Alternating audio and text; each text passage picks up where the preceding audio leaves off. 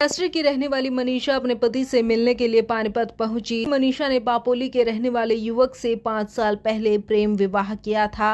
पति ने 3 दिन पहले उसे फोन कर पानीपत बुलाया, लेकिन जब वह पानीपत पहुंची तो पति ने उसका फोन उठाना बंद कर दिया, जिससे आहत होकर महिला ने जहरीला पदार्थ निगल लिया।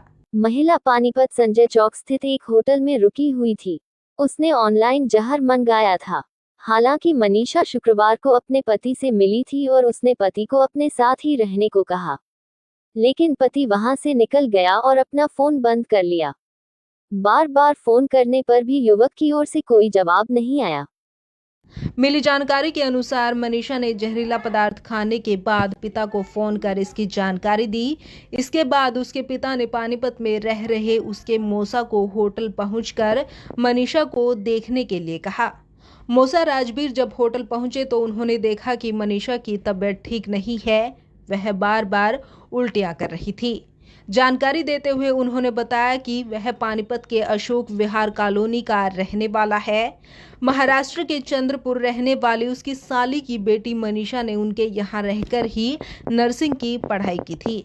इस दौरान मनीषा का पापोली के रहने वाले युवक के साथ प्रेम प्रसंग शुरू हो गया। दोनों ने प्रेम विवाह किया था। विवाह के बाद कुछ दिन तक हैदराबाद साथ रहे। बाद में मनीषा की बेंगलुरु के एक अस्पताल में नर्सिंग स्टाफ की नौकरी लग गई। नौकरी लगने के बाद वह बेंगलुरु में ही रहने लगी और उसका पति पानीपत वापस लौट आया। इसके बाद पति ने उसे फोन कर पानीपत बुलाया। मनीषा पानीपत संजय चौक पर एक निजी होटल में कमरा लेकर रुकी हुई थी।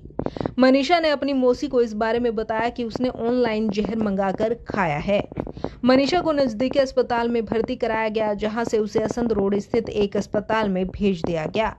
सूचना मिलने पर पुलिस ने महिला के बयान भी दर्ज किए थे। सोमवार दोपहर करीब 1 बजे उसकी मौत हो गई, जिसके बाद पुलिस ने शव को कब्जे में लेकर जांच शुरू कर दी है।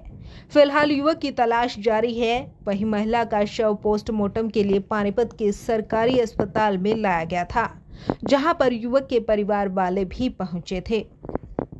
मैं लड़की का मौसा बोल रहा हूँ। राजवीर सिंह नाम है मेरा। मैं अशोक विहार कॉलोनी में रहता हूँ। लड़की मेरे पास 4 साल पहले पढ़ने के लिए आई थी 12वीं में। 1 साल उन्होंने लड़की में पढ़ते पढ़ते ही एक लड़के से सेटिंग हो जाती है उसकी। उसके बाद में फिर वो लड़की दोनों देवी मंदिर में जाके शादी कर लेते हैं।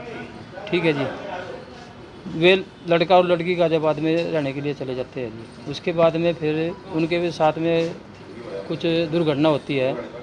वो वहाँ पे जहाँ पे किराए पे रहते थे, एक लड़की बोल रही थी कि भाई इसकी माँ बाप बोले इस लड़की की हमारी शादी करवा दो। तो उसके माँ बाप बोले कि हाँ चलो करवा दो, हमारे पास पैसे हैं नहीं तो तुम करवा दो। ये बोले लड़का और लड़की हमारे जमाई कि हम करवा देंगे पानीपत में। तो वो लड़की उनके साथ में आ गई। तो लड़के ने अपने पापा को फ़ोन किया। तो लड़के ने क्या चक्कर रचा और क्या नहीं रचा उसके बाप को ही पता हो। तो लड़की वाला क्या करता है, इन पे वापसी में केस लगा देता है अपहरण का। तो इन दोनों को अंदर करवा देता है वो, लड़का को भी और लड़की को भी, लड़के का फादर। ठीक है जी। उसके बाद में ये अंदर चले जाते हैं। फिर हम लड़की की ज़मानत करवा लेते हैं। लड़की की ज़मानत करवाने के बाद में हम ये इसके फादर है। ठीक है जी। ये फादर अपने महाराष्ट्र में ले जाते हैं इसको। फिर ये कोर्स वहाँ पे 3 साल का इसका लड़की का नर्सिंग कोर्स है, पूरा करती है जी। पूरा करने के बावजूद वो 1 साल ही किया तो पूरा जैसे कोर्स कर रही है तो उसकी वो जॉब भी करनी चालू कर दिया। हैदराबाद में पोस्टिंग हुई उसकी। पोस्टिंग के बाद में फिर वो दूसरे साल में फिर उसकी पोस्टिंग हो गई बेंगलुरु में। बेंगलुरु से जाते जाते लड़का लड़की ये दोनों आपस में बातचीत इनकी चालू है। हाँ जी, बातचीत कर रहे हैं। यहाँ बुलाया तो हाँ, तो जैसे बेंगलोर था ना ये लड़की, तो यहाँ से लड़के का फ़ोन जाता है कि मनीषा इधर ही आ जाओ पानीपति, तो हम लोग इधर ही रहेंगे क्योंकि वहाँ पे इंग्लिश चलती है और वो बेंगलुरु भाषा हिंदी चलती है। उसके बाद में फिर लड़की आ गई जी। लड़की आने के बाद में लड़का भी आ गया जी संजय चौक पे। संजय चौक पे आने के बाद में होटल सुमेधा है जी, लेफ्ट हैंड पे। चलो कोई नहीं। ठीक है जी। उसके बाद में फिर क्या करता है, लड़का चला जाता है अपने घर पे। एक बार ही मिलने आया लड़की से, लड़की तो चली गई। उसके बाद में फिर वो लड़का आया नहीं जी बिल्कुल भी। अब लड़की क्या है, अगले दिन चली गई जी उसके गांव में बापोली। बापुल्ली जाने के बाद में वो उसने ढूंढा, उसको पता लग गया फैक्ट्री में काम कर रहा है। लड़की फैक्ट्री में गई, फैक्ट्री में जाने के बाद में क्या हुआ, वो बोल रही वहाँ पे जो गार्ड था कि भाई विकास को बुला दो। कह रहे अभी बुलाते हैं। गार्ड आके बोलता है कि विकास पिछले वाले गेट से आएगा, और विकास आगे मेन गेट से फरार हो गया।